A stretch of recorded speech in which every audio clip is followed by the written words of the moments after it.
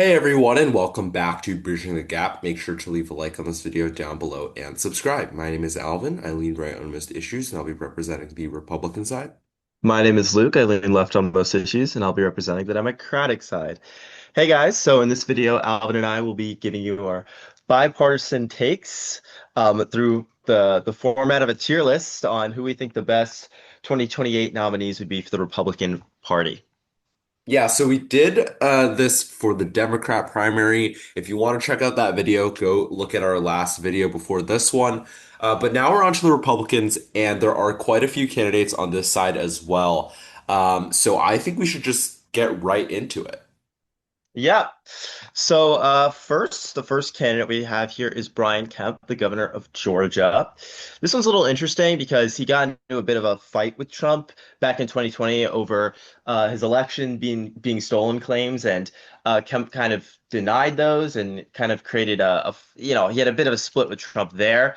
But it's interesting because he does have unique appeal in a swing state, Georgia. He's very popular as governor of that state. So, in terms of a general election, he might be one of the better candidates in terms of electability. Um, I only think he would struggle in a primary because I doubt Trump would back him. But yeah, I think overall like a solid B for Brian Kemp here.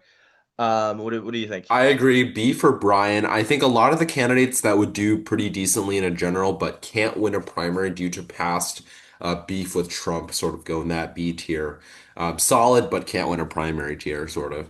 And so we can next go to Doug Burgum, who was one of the potential VP picks for Trump back in 2024 and is now in Trump's cabinet. So this is someone that could potentially break out in the 2028 campaign. In 2024, his presidential campaign was a little more low key, but he did sort of give himself some national relevance with that campaign. Sort of just being Yeah. a standard guy, sort of more of a quieter guy on that stage, on those debate stages, but being someone who was pretty likable to a broad range of the Republican primary. He could be decent. I don't think he would fare that well in a general, though. He doesn't have that much appeal. He's from a very small state. Yeah. Probably B tier, B for Burgum as well. Yeah, I would agree. I mean, most of these, just so our viewers know, I'll be deferring to you for a majority of these answers because you're, of course, the Republican of our videos. I'll try to I'll try to influence you a little bit. But Okay, yeah, okay. let's keep on moving here. Next, we have Elise Stefanik, a representative from a northern New York House district. She rose to prominence. In the fact that she was like the third highest ranked Republican in the House of Representatives for a time. Then Trump moved to appoint her to UN ambassador. And then they realized the Republican House majority was too small, so they had to revoke that. So she lost her high position in the House and the UN position. So she just got kind of screwed over in terms of like political power there a little bit. She is still in some higher rank Republican circles in the House, but yeah, her power has definitely diminished, and her relevance as well. Yeah, like she does have some talent. I won't lie, as a Republican speaker, but I think her star is starting to fade a little bit. So like I'd probably like maybe even like C tier for Stefanik, but I don't know. That's up to you. Yeah, I'm also leaning towards C tier. I was between B and C. Yeah, I do same. think you're sort of missing out on that New York governor race, though, Oh, right? you're right. Because Yeah. she is rumored to be running for governor in 2024, 2026, I should say. And the polling there shows that she has an outside shot with incumbent Kathy Hochul being pretty unpopular in the state and Stefanik being probably one of the better candidates that Republicans could nominate. She has a ton of funding behind her, for example. She could honestly swing that race, maybe 110 or 2 in 10 times, 2 out of 10 times. So if she wins that, that would be a major launching pad for Yeah. her. It's a big So if though. that could be big, but I think she's more likely to lose that race and then sort of get locked out of relevance. So I think that's actually maybe a bad thing. But if she wins, she maybe even vaults to A tier, right? But right now, C tier. And we move on to Greg Abbott, the star in the wheelchair, the man who consistently wins Texas. in those off-year elections by big margins and is popular in his home state. He also has some national relevance, being a governor of one Yep. of the biggest states in the nation. And this guy could potentially have some presidential ambitions. However, I guess I just don't see him as presidential enough. Um, he doesn't seem to have as much bold charisma as some of the other guys that we're going to look at on this list. Potentially, I don't, it's kind of sad, but that wheelchair thing might honestly hurt him because I don't know if he's going to be able to like be on that debate stage and like stand up like everyone else. I don't really know how they would adjust things for him. Yeah. Okay. Honestly, I think this is a B tier though. He's not bad. Yeah, like I don't. I think you're underestimating Abbott a little bit. I think he's pretty fiery. I definitely think like I don't know. I mean, obviously, I don't like his policy as a Democrat, but I do think he could be a fiery speaker that can inspire some Republicans. And also, like he's front and center on immigration, one of the Republicans' biggest talking points as the governor of Texas. So he could probably leverage that as well. But yeah, I think it's a fair ranking. Next, we have Senator Josh Hawley of Missouri. He's one of the more younger and more populist Republicans. I think he's again like a really talented speaker. But also he's taking more like more interesting populist routes. Like he's been one of the few like voices in opposition to Trump's big beautiful bill, which is interesting on the grounds of the cuts to Medicaid. So it seems like he's trying to defend like the poorer population in his state in particular. So that seems that I mean that's an interesting position to take. Like it seems like he's trying to balance like medical care with other like which is like a Democrat sort of focus with other like Republican talk points, which I find like is a very interesting, unique route to take. Um, yeah, I don't know. Like I think he's talented enough to maybe maneuver this. I'm sure Republicans will attack him over it if he does run, but I think like overall he's strong conservative roots, so I'd place him in B. I don't know like what you think of that. Yeah, I think he's like B plus maybe. I mean, I think he can definitely maneuver a primary very well. He's the sort of guy that can sort of say that he's Trump 2.0 even more so than like a JD Vance.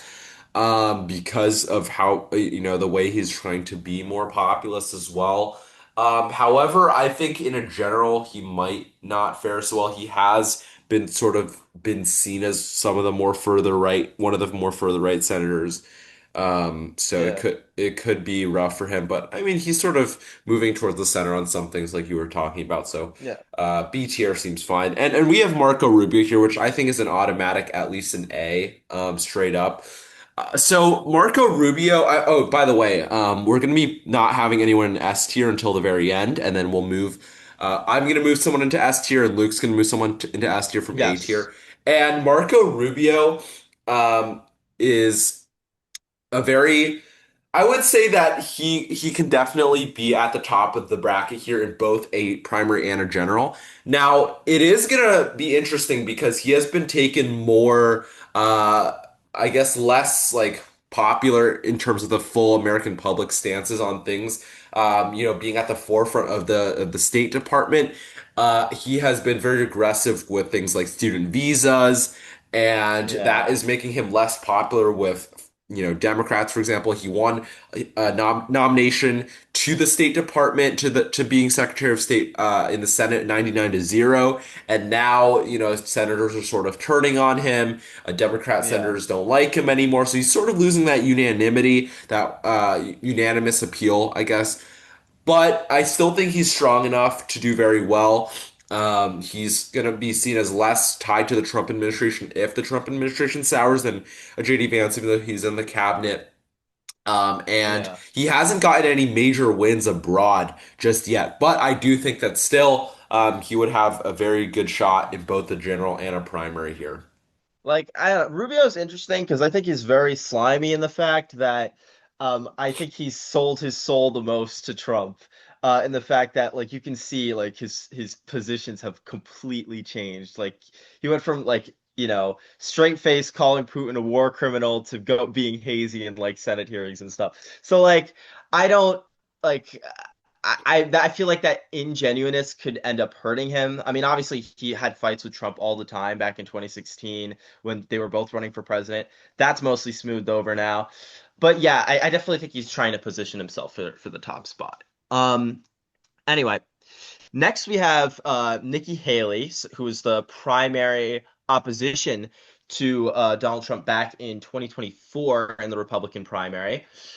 She's interesting because she's running on a little more of an anti-Trump message that appeals very broadly to moderates. So I don't really have a doubt she'd have a strong ability to win a general election. It's just the primary where I think she's kind of cooked herself. I think she's just hated by so much of the MAGA base that it would be near impossible for her to win a primary. And for that, I think she drops to like D tier because I just think she's like the base would not back her at all.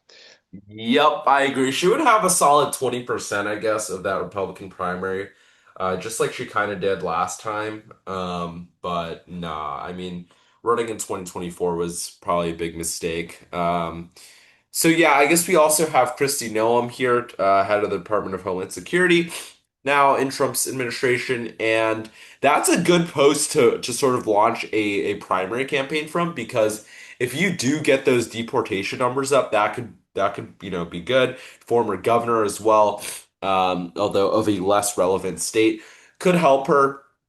And she's sort of seen as in the Republican camp, I guess, as a sort of like mid candidate. I don't know. Some people dislike her on the more right, further right side of the base. I don't know. She's seen as kind of slimy, I guess, and she Mm. was kind of unpopular as a governor. Even it was looking interesting for her in a re-election bid before she was pulled out. So. I don't know. This is sort of like a C tier for me. She's kind of weak compared to a lot of the other candidates. Yeah, like I generally agree. She's just not as strong as some of the others. Next, we have Ron DeSantis, the current governor of Florida. He also ran against Trump in 2024, and his campaign kind of sputtered out. I remember back in 2022 with the Republican primary polling, he was almost tied with Trump back in 2022, back when Trump was at the nadir of his popularity.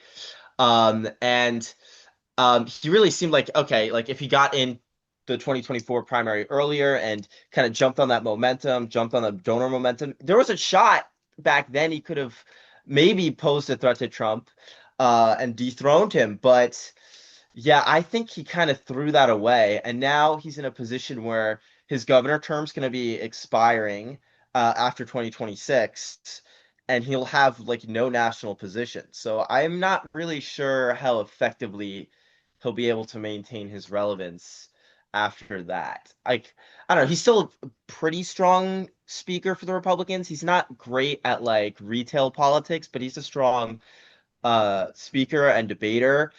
Um, but yeah, I would say like A B. I don't, what do you think? Uh, Honestly, I was thinking more BC. I guess we'll put him in Okay. B. I don't think he definitely doesn't deserve an A tier in my opinion. I think he's kind of Yeah, cooked yeah. Actually, that's fair. because look, I mean, maybe he could be sneak into B, but I think he has a less chance of winning a primary than some of these other guys. But I guess also Kemp is in here, so maybe he's sort of in that governor who from the southeast who kind of stepped on Trump's toes tier. I don't know. The problem with DeSantis is, yeah, like he's very popular in Florida, which is big because there's a lot of primary votes, Yeah. delegates, I guess.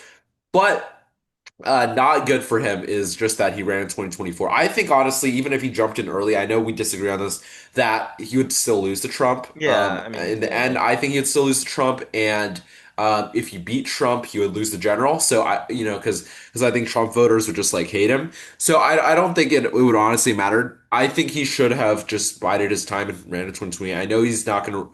I know he's sort of like term limited in 2026, and he's going to be a little less relevant. But I think he's still a very like relevant person if he just ran in 2028, and he would definitely be my A tier. Now I think he's dropped to B or even C, but we'll put him in low B for now. Um, so Okay. yeah, Sarah Huckabee Sanders here, governor of Arkansas and former Trump press secretary in Trump 1.0's term. That's sort of how she Yeah. rose to fame. And she could be decent actually. I don't know. someone that could honestly unite the Republican primary, unite the Republican base under her, I think, and is definitely more so than almost everyone here, except maybe someone in the A tier. Honestly, she could even slide in that A tier. I don't know.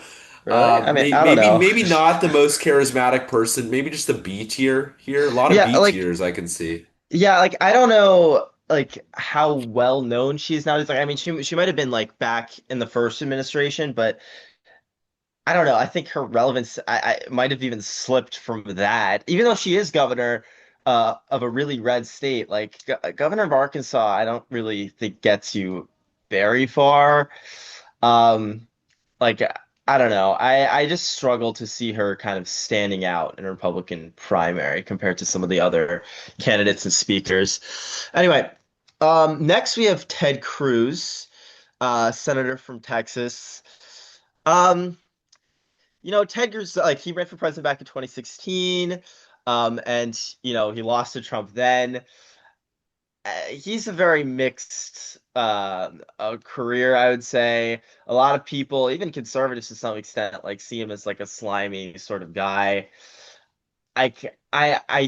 And also like I feel like he has repaired his relationship with Trump, relative to like 2016, 2015, back in that original primary. But I don't think he's done so to the extent that, say, Marco Rubio has, or other Republicans like JD Vance. Because just like his relevance has kind of stayed pretty stagnant. Like, I mean, he's maybe it's just a result of him staying in the senatorial role, but I don't think he's really particularly risen in prominence. I think his prominence might have even declined over the last couple of years. But that's not to say he's not talented. Like another like BC candidate for me, I would say. Yeah, probably just yet another B tier for me. I mean, look, being from Texas is pretty big. Yeah. Ted Cruz was able to, he wasn't exactly like a national figure in 2016, and he still was able to come in second. And if Trump wasn't in the picture, he might have even come in first. So look, he's gonna have definitely have a shot. Tim Scott might be my next A tier, honestly. I mean, he's sort of in that A to B range, but I think he's gonna be an A tier for me. In 2024, even as he was running against Trump in the primary, he was able to sort of be a nice guy, I guess you could say, Yes. where everyone in the Republican base, excuse me, sort of liked him, but was like, I gotta keep voting for Trump because a lot of the primary voters were loyal to Trump. I think they could definitely move to Tim Scott in a sense if he was to run again in 2028. Now that Trump's not in the picture, I know like a JD Vance is going to be the picture, but Tim Scott could definitely have his own lane. Um, and if he did win the primary, I think he would do pretty decently in a general. I mean, he has been sort of moving towards the center on some issues, but still a solid conservative on others. And also, he might be able to move more minority men from the Democrat camp, specifically black men, of course, especially if Democrats put up someone who is white, which I think they're sort of moving towards right now. It's sort of difficult to see any, um, I guess, like black candidates on the Democrat side, aside from maybe Cory Booker. So yeah, I think he could definitely move more black men and Hispanic men over to the Republicans in general and do pretty well there. Yeah, potentially. Yeah, I do agree with most of what you said. I mean, I think it's not really certain who the Democrats will nominate. It's entirely possible that Cory Booker, Wes Moore, or some other person emerges from the primary. So I wouldn't bet on that necessarily, but yes, I think someone like Tim Scott could potentially provide a pathway for some more minority voters coming to the Republican primary, uh, to the Republican Party rather. Next, we have Tom Cotton, senator from Arkansas. This is another one, senator that I feel I've been hearing less of, but again, he's very talented. Um, like in terms of speaking skills, like you see him in like Senate hearings and stuff. Like he's one of the more yeah, like talented speakers in the Republican Party. It's just that like yeah, like his relevance is hasn't really been up there recently. Um, and he's not like from a particularly good state either. Arkansas, obviously, solid red. That doesn't really help you in a general election. Um, so yeah, like I think he's like a just a solid, like a pretty generic kind of candidate here. So like yeah, mid-rank B. Yeah, a lot of these people in this very big B tier are just like candidates that potentially could break out. I mean, we have a few people that could break out, Yeah. like a Tom Cotton, like a Josh Hawley, like a Sarah Huckabee Sanders, and we have others who might do very well in a general but do very poorly in a primary, and then people that could do well in a primary but bad in a general. So this B tier is like sub-ideal, but there are a few breakout candidates in here that could do well, and we could honestly even move them to A tier eventually, like in a few years, if they have a shining moment, like Yes. Cory Booker did, for example, that can vault them up a tier, sort of. Now we have Donald J. Trump, 45th and 47th president, of course, current president of the United States, and course, it is not constitutionally legal for him to run, although perhaps he's suggesting otherwise. And I Yeah. guess technically, if he did run, I mean, I don't know how we want to evaluate this. Like, if it was legal for him to run, like if they passed the amendment, Oh. maybe, or should we just evaluate it as of like right Well, now? Because the theory, I think a theory Trump floated was like Vance could run, Trump could like run as his like vice president or something, and then Vance would abdicate I for think him to that's be president debunked, though. I again. think I think that's been ruled as illegal. I Also, don't know if I don't know. I know that. I know that he's also had another interview where he was like, "I'm not running. Like this is insane. Like whatever." But I mean, okay, let's take a look at his approval because it's probably the best time ever right now throughout the video to look at it. His approval rating has returned back to sort of net neutral after his tariffs were sort of backed off. I know Ruled you guys are against. talking about tacos now. You know, Trump always chickens out, which you know I can sort of see that being a thing. He is also third in the betting odds right now to be the nominee at You kidding? 8%. That's So, kind you of know, funny. that's not too bad, not too Interesting. shabby for someone who's already in there twice. Third place isn't bad, but honestly, I don't even see him doing it. I think if he does do it, he would clear the Republican primary yet again, right? So that I guess That's hilarious. that instantly, you know, makes him a decent candidate on the tier list. In terms of a general, I guess he could do okay if he isn't like brain dead like Biden was. He Yeah, wouldn't he's do gonna too be bad. older than Biden. He would be older than Biden, but I mean, look, he would probably hold his own in a general too. So I guess if like let's say this was his first term. I mean, I guess he's an A or B, but for now, because it is his third, would be his third term, would take a lot. It's more of like a C I don't tier, I know if guess. independent voters would support him trying to go Okay, for his third term. maybe D for Maybe D. Donald. I don't know, Maybe D. but the thing I is, don't he would destroy the but primary. So like, you know, what I don't know though. I don't even I think the Republican Party would still challenge him. I don't know. I feel like some I don't know candidates would about still that. maybe yeah, actually never mind. This party's stooped to lows repeatedly. Whatever. I think too much of your party sometimes. Anyway, next we have the vice president, Mr. JD Vance. And you know what, this is an easy A tier, I would say, just because he's positioned himself the best to be the next president. Like you know, obviously he's the current second in command, vice president. He's leading in all the primary polls. At least in terms of the ones I've seen, like the solid like 40% of the Republican electorate backing him. Like he seems like as of right now the natural heir to Trump, even though he was like flippy floppy on Trump in the past, and I was actually anti-Trump in the past. It seems like he's been fully integrated into the MAGA sphere. So yeah, I think he'd be able to win a primary. Also, he's from a Midwestern state, could also help him in a general. Um, I mean, you know, his electoral performance isn't like super great. So, like, I mean, I guess you could debate whether or not how good of a general candidate he'd be, but he's definitely like positioned himself to be like the standard bearer for the party. Yeah, agreed. I think he is sort of going to carry that torch on the Republicans and sort of be like a Trump 3.0 pick, although he can definitely break from Trump on areas where he can see himself being more popular. I also think he's a better messenger than Trump. Trump's a little more abrasive, a little more rough on the edges, I guess you could say. Oh yeah. I mean, some people do like that, but JD Vance also demonstrated that he is a strong debater as well in that debate with Tim Walz. was sort of a place where, people started floating his name already for 2028 when they saw that strong performance.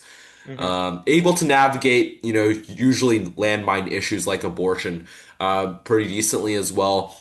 Being able to say like, look, guys, we need to earn back people's trust on this issue. For example, some of the other candidates would not be so good at messaging like him. So, yeah, definitely A tier there. Yeah. Glenn Youngkin, another A tier for me. Look, very popular governor in Virginia, a blue state. I guess sort of like the Andy Bashir equivalent on the Republican side, because it's not like just like an Andy Bashir on for the Democrats. He's not someone that's like a Phil Scott in Vermont or something like that, where you're just like a liberal Republican. That's why you keep winning. No, Glenn Youngkin is a solid Republican, solid conservative, and he's still able to be very popular in a blue state. So that takes a lot of talent to do that. Also able to win an election there, of course, and looks like he'll probably win another election for a governor in 2029 if he does not, I guess, be president or whatever in 2028. Um, and One. also, Oh, he has his own unique campaigning skills. I think this guy is one of the best campaigners right now on the Republican side. In 2021, you saw how he had his own brand, that vest branding. I think he's like 6'9" or something, so that's gonna yeah. look really good too. This guy could be very, very strong, very dark horse candidate that he could emerge out of nowhere because not many people are talking about him. Yeah, but like that's what I think the problem could be for him.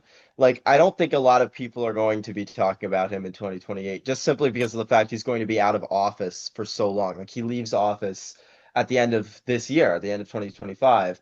Or sorry, starting in 2026, with the new Virginia governor, like whoever wins this election is going to be in office. So like he might lose some of his relevance. Also, another problem is the Virginia GOP is kind of taking hits under him right now.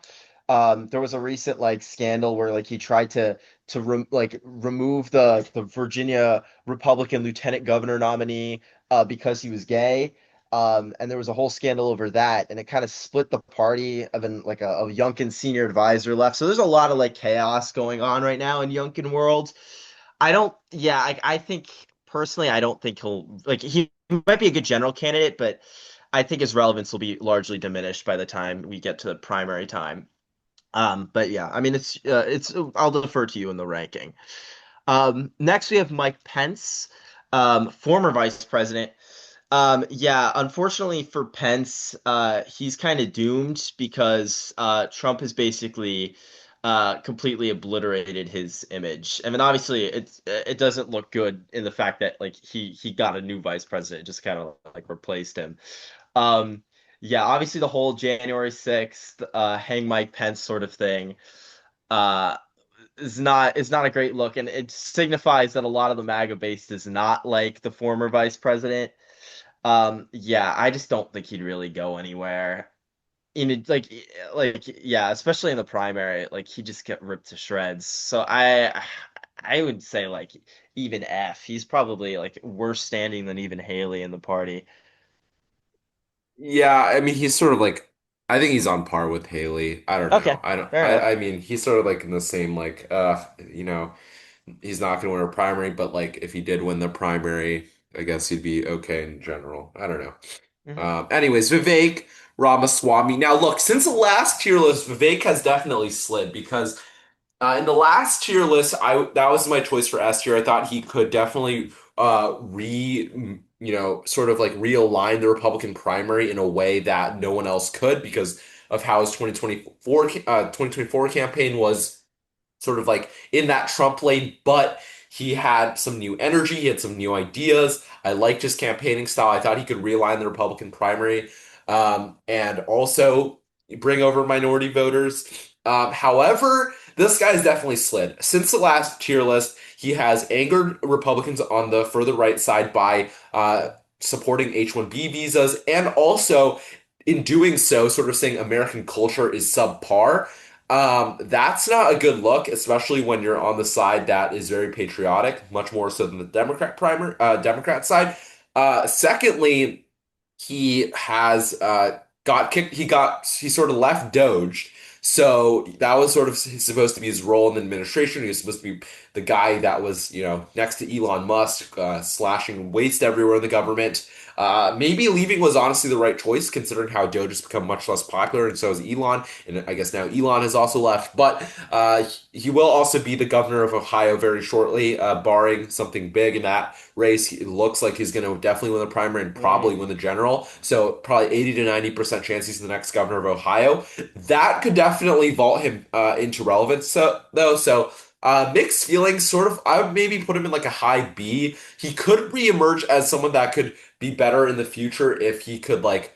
I don't know, smooth things over on the H-1B visa thing. Maybe once he's back in the spotlight, if he does run for president, he could sort of redefine himself. But for now, I think he's definitely slid 2 tiers. Really? Oh, damn.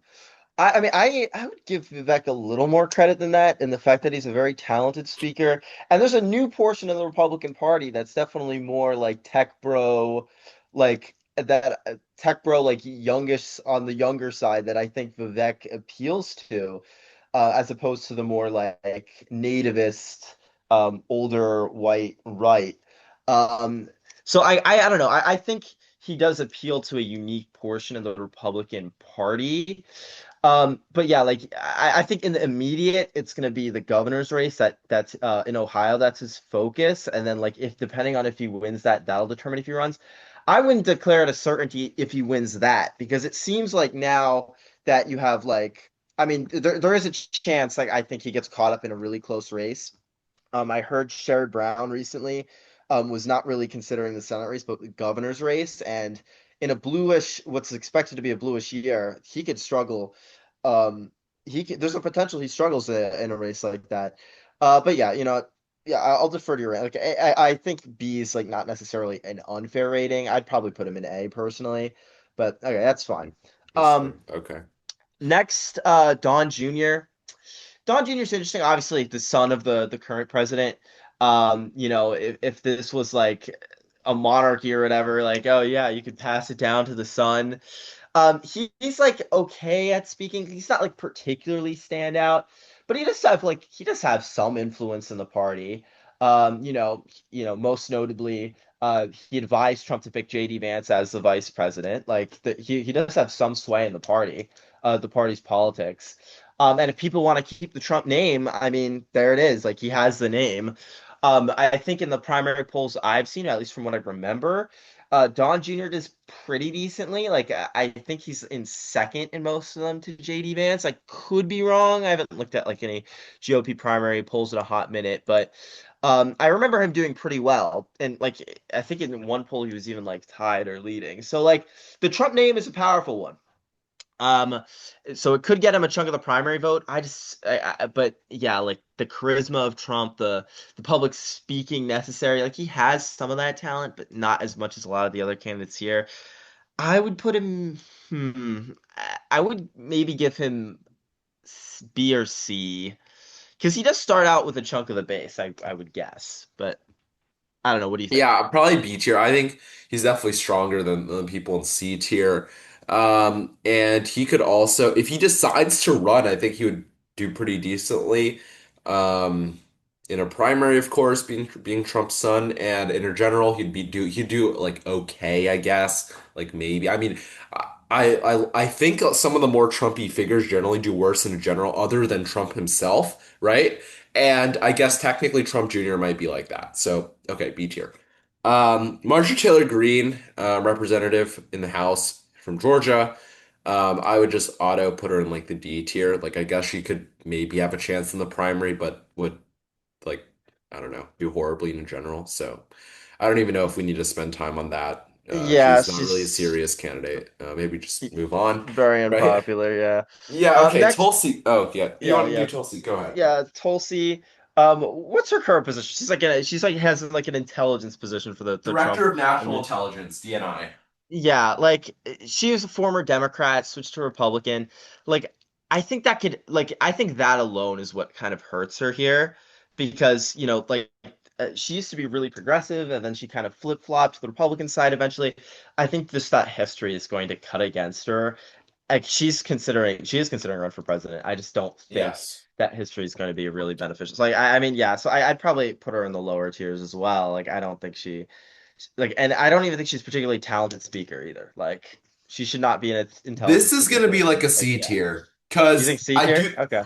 Okay, I mean, look, like she has a bigger chance than like a Haley Green and Pence. That's the thing. The thing with Tulsi, I mean, I do think she was always a conservative because if you look at her like long history, it Hmm. seemed that she was always anti-gay marriage from a very long time ago and was pushing hard against that.